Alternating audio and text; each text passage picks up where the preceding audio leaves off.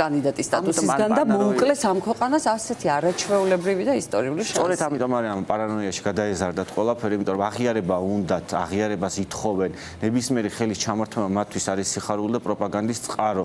და ამიტომ ცდილობენ, რომ აი ეს სიბრაზე მიმართონ დასავლეთისკენ, რომ იქნებ ამ ბრაზი თავდასხმებით დაელაპარაკონ მათ. რაც არ მოხდება ცხადია, იმიტომ რომ ჩვენ, როგორც თქვი, ვართ ის ძალა ხალხის ერთობლივად წინააღმდეგობის, რომელიც არის ამ ქვეყნის დემოკრატიული მომავალი და ევროპული მომავალი. ანა კლისტარწერაც იყო ამისი არაჩვეულებრივი მაგალითი და კიდევ ერთხელ შევეხმიანოთ ამ ამბავს იმის მიუხედავად, რომ მთელი კვირის განმავლობაში მედია სივრციდან ეს თემა არ მოხსნილა და განსაკუთრებულ მადლიერებას გამოხატავენ საქართველოს მოქალაქეები, იმიტომ რომ ახლა ჩვენ შევძელით, რომ ამ ფორმითაც გავაგონეთ ჩვენი ხმა დასავლეთს და რაც ყველაზე მნიშვნელოვანი, აი, ნუ აბრაჰამთან ინტერვიუშიც და ნებისმიერი სტუმარი და ნებისმიერი ავტორიტეტი ან პოლიტიკოსი ან პოლიტოლოგი, ვისაც მე ვესაუბრები საზღვარგარეთ და თუნდაც აი გეოპოლიტიკა რაც დაიწყო მას შემდეგ.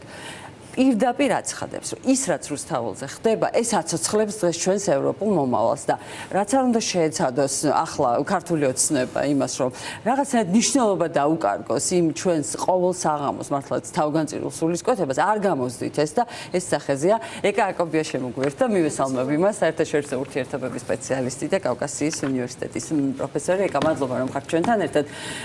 ჩვენმა მაყურებელმა მოისმინა ახლა გერმანიის ბუნდესტაგის საგარეო კომიტეტის წევრის ინტერვიუ, სადაც ის პირდაპირ ამბობს, რომ საქართველოს თემით გადაღლა ვერ მოხდება და არ მოხდება, დასავლეთი საქართველოს არ გაუშვებს ხელს, ასე ვთქვათ და ოცნების ეს რუსული ოცნება ვერ ახდება. თქვენც საერთაშორისო კავშირები გაქვთ, საერთაშორისო ურთიერთობების სპეციალისტი ხართ, აი ამ კრიზისიდან სინათლის შუქი სად ჩანს ჩვენი ქვეყნისთვის? მოგესალმებით, დიდი მადლობა მოწვევისთვის. ესე რომ შევხედოთ მოვლენებს, ხო, ნებისმიერ სუვერენულ სახელმწიფოში მთავრობა, რომელიც არის ლეგიტიმურად არჩეული, წარმოადგენს ხალხის სუვერენულ ნებას.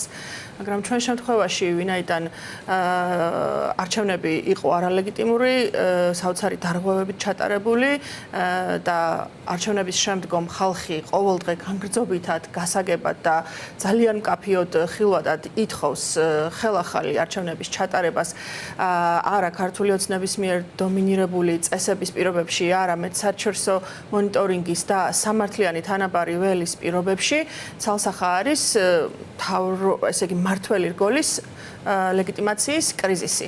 ასეთ დროს ხალხი სუვერენულ, ასე ვთქვათ, ნებას ნებისმიერ ქვეყანაში ხალხი წარმოადგენს და ჩვენ შემთხვევაში ხალხის ნება არის გამოკვეთილი, გაუტეხელი და ძალიან განგრძობადი. ესეთი განგრძობადი პროტესტი მე სოფლის თანამედროვე ისტორიაში არ მახსოვს, როდესაც ხალხი სწორედ ამიტომ ყველანაირი რეპრესიის პირობებში გაუტეხლად აფიქსირებს თავის მოთხოვნებს პოლიტპატიმრების განთავისუფლებასთან და თავისუფალი არჩევნების ჩატარებასთან დაკავშირებით. და ნებისმიერი საგარეო ქვეყანა, ევროკავშირზე რომ არ ვილაპარაკოთ, რომელიც ზოგადად თავის საგარეო პოლიტიკაში და შიდა სისტემაში სარგებლობს ადამიანის უფლებებით და ევროპული ღირებულებებით, რომლის ცენტრი არის ჰუმანიზმი,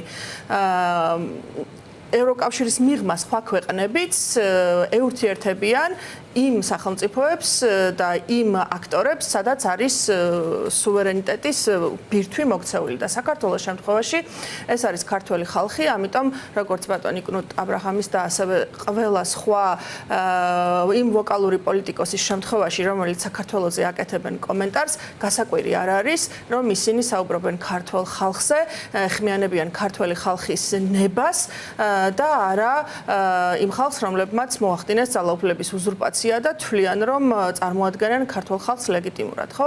ლეგიტიმურად როგორ შეიძლება წარმოადგინო ხალხი, როდესაც შენი პოლიტიკური მიზნები უკვე გასცდა კონსტიტუციას, გასცდა სტრატეგიებს და კონცეფციებს, რომლებიც ჯერ კიდევ მოქმედებს ამ ქვეყანაში და გამოკვეთილად გასცდა ქართველი ხალხის ნებას.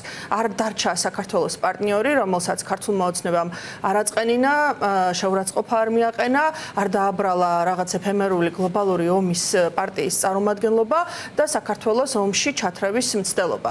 ამიტომ მეც ვეთანხმები მოსაზრებას, რომ არც ევროპა არ დაგვივიწყებს, არა მხოლოდ იმ რაღაც რაღაც ჰუმანისტური შეხედულებიდან გამომდინარე, რაც არის ფუნდამენტი, მაგრამ არამედ იმ შეხედულებიდან გამომდინარეც, რომ თუ ევროპის საზღვრებთან დამარცხდება ევროპული იდეა, ეს საფრთხეს უქმნის თვითონ ევროპასაც. ამიტომ ჩვენ მუდმივად შეიძლება გქონდეს ევროპელების მხარდაჭერის იმედი. დიახ, და როგორც ჯერ შოლცმა განსაზღვრა რეალი ლისაბონიდან თბილისამდე და უკნუთ აბრაჰამმა დღეს ჩვენთან თქვა, რომ ირლანდიიდან საქართველომდე ეს არის ევროპა და ამ ევროპული იდეას აქ ებრძვის რუსეთი აქაც თავისი პროქსებით და ვენესუელაზე გვექნება ჩვენ